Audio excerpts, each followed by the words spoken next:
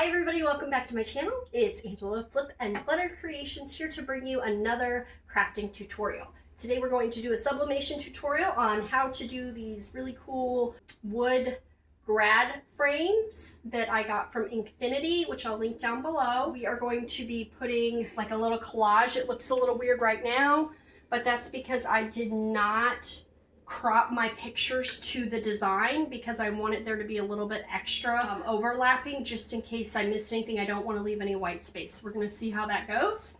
Now the first thing you have to know about almost all of your substrates, your blanks, one, they need to be room temperature, and two, if they're wood like this, they almost all have this clear backing on. So I mean, luckily these letters make it really easy for me to just peel that off. And that's the first thing you're going to need to do if you are going to get a pretty picture, because sometimes you may find that you've sublimated and you're like, what happened? Why does my picture look weird? And it could be that you left on this clear film. So just make sure you get it off of every section like that, and you can just toss that away. Okay. Make sure you have your butcher paper under your items to protect your press. And we are going to put some butcher paper over the top to protect our press as well. I have my press set at 385 and we're going to run it for 60 seconds. So I'm going to line this up, and as you can see, I've got a little bit extra around all the edges. And again, that is because I wanted to make sure there were no white spots left. There's especially a lot of extra over here because I wasn't really worried about making sure my lines were even or any of that. You can tell by the D that I've kind of got it lined up right because there's just a tad on the D and there's a tad on the other side. So that's kind of what I'm using as my basis for making sure I've lined everything up correctly. So actually, I just realized what I need to do is tape this down because I need to flip it over.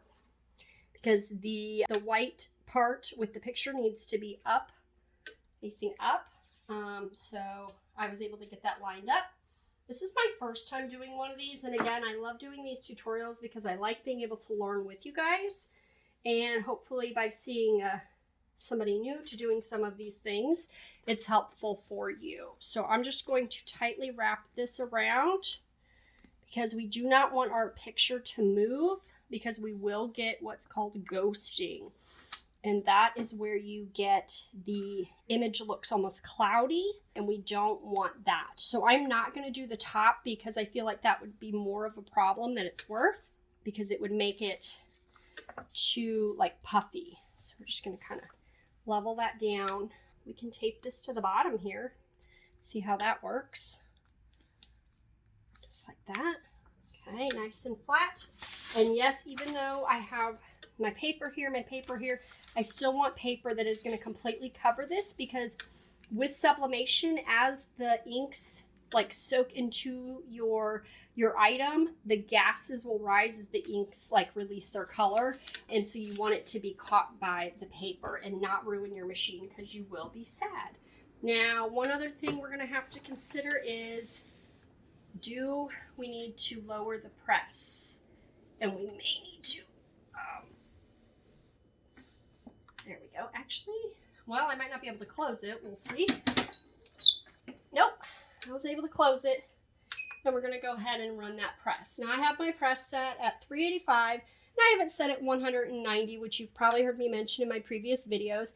And that's because, well, I'm really lazy, and my mugs press for that amount of time, and it's just easier to watch the countdown than to reset my press. Now, I do more items that are smaller time, so I really should just reset it. I am working in my garage, which you want to make sure that you always have your press hooked into one of the, whatever it's called, GFCI cables, whatever it is, outlets, because those are the power outlets that are meant for machinery or more heavy duty things. You'll find those in your kitchen, usually bathrooms in your home, and your garage. So if you are running your heat press just in your bedroom, you could blow a breaker. So just keep that in mind when you are deciding where to put your press. So mine's outside. I live in Florida.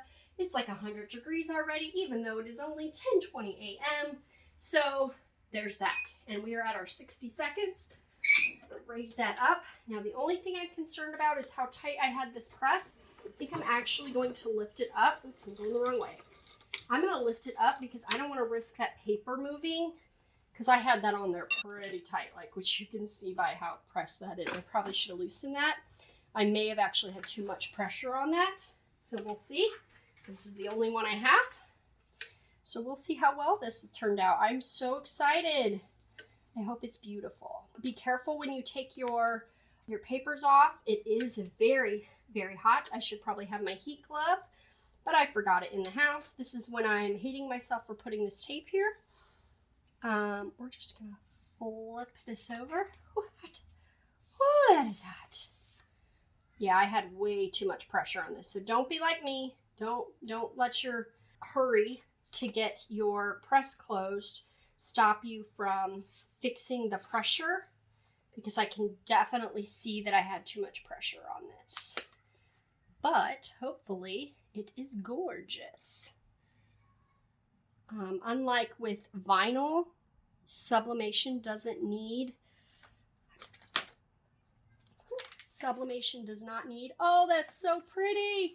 Ah, that's beautiful. Whew. Okay, so like I was saying, sublimation does not need the pressure like it does when you're doing vinyl. You need a lot of pressure for vinyl. Sublimation actually does not need that much. Oh, it turned out so good. I am so excited. And that's why I kind of did that extra with the letters. So I made sure that my image was over, and then I just printed that extra because I wanted to make sure that I didn't accidentally, you know, that you have to accidentally like line this up just right. You would have had to like be very careful that you line that D and that R and the A. By making sure that you just have extra of your image here, you could just lay it down and it works out perfectly. So this came out so pretty. So now what I have to do is I'm going to have to attach the back piece, which I forgot to bring that out here with me. It is a little stand. It's round, and it just adheres with a piece of adhesive that they have. They send it to you without the backing on it. Again, this is hot. That's why I'm holding it like this, guys. Because, yeah, that's still pretty hot. So it comes with just a little piece of adhesive because your item needs to be able to lay flat. You wouldn't want that backing piece to be on here when you're pressing your item, because you wouldn't have the equal amount of pressure, or it just would not make your images come out as beautiful or as even, because they would have that like clunky piece on the back that it was basically contending with. So that's why they send it separately, and it looks a little weird when you take it out of the package and you're like, wait a second, how is this a frame?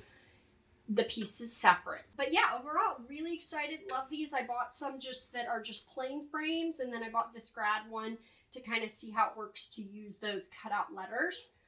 Super happy with it, really excited about it. And all right, guys, so what we're going to do is we're going to go ahead and we are going to put the backing on our sublimated grad picture frame here.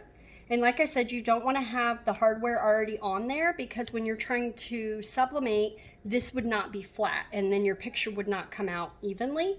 So all you have to do is you just have this little piece that comes with it that's attached, and we're just going to peel off the little layer. We're going to line it up kind of how we want it. You're going to want it with this little flap at the bottom. Center it up, make sure this is nice and flat here, and then we're just going to press down. And just give it a little bit of pressure, and that way when we lift it up, we have this nice pretty frame,